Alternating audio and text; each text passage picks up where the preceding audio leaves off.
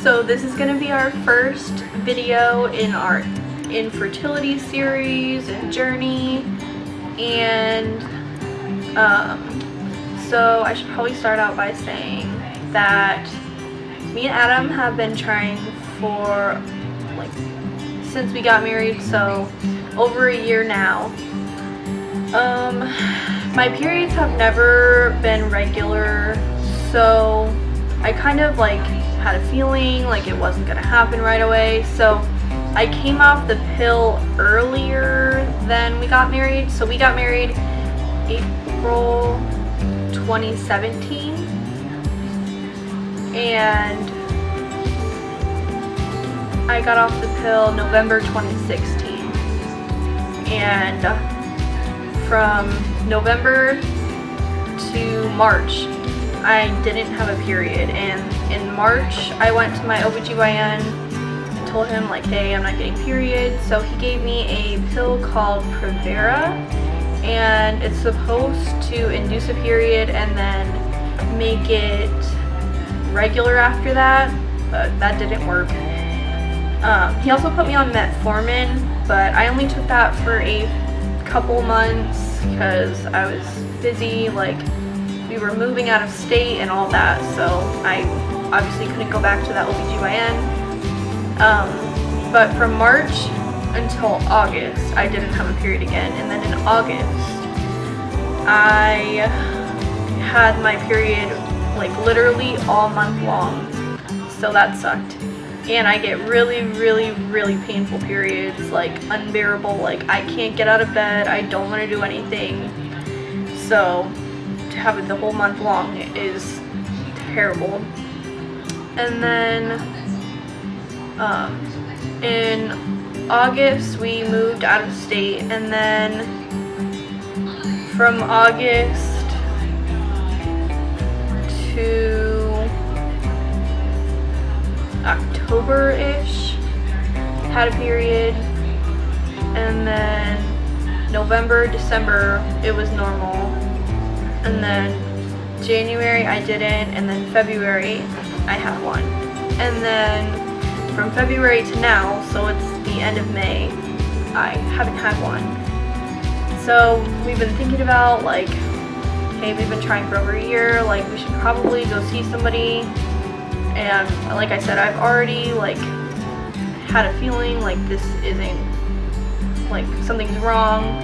And flashback to March, they also diagnosed me with polycystic ovarian syndrome.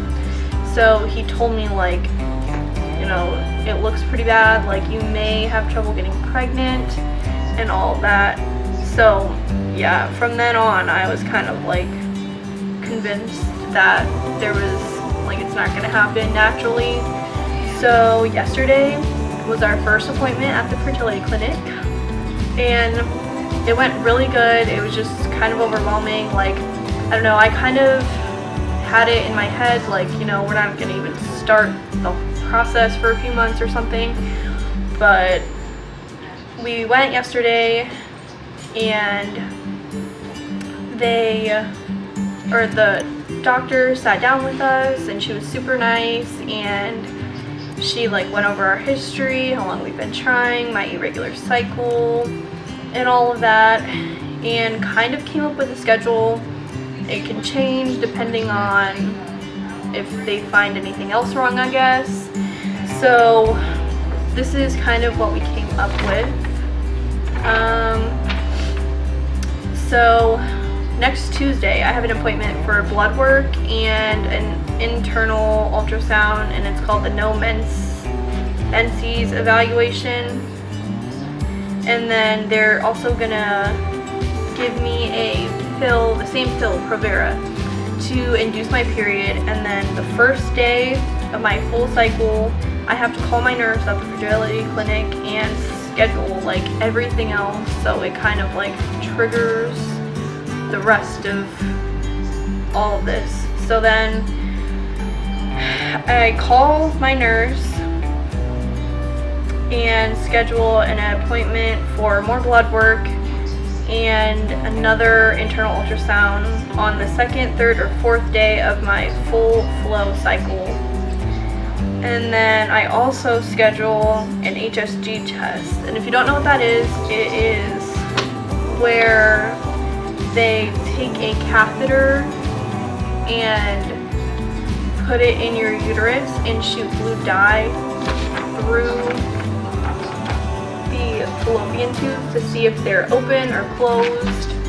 So obviously if mine are closed, then what we're gonna do is gonna change. But if they're open, then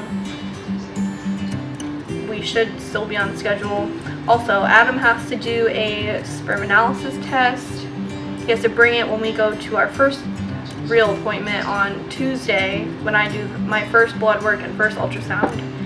They're going to check his count, see if it's normal, or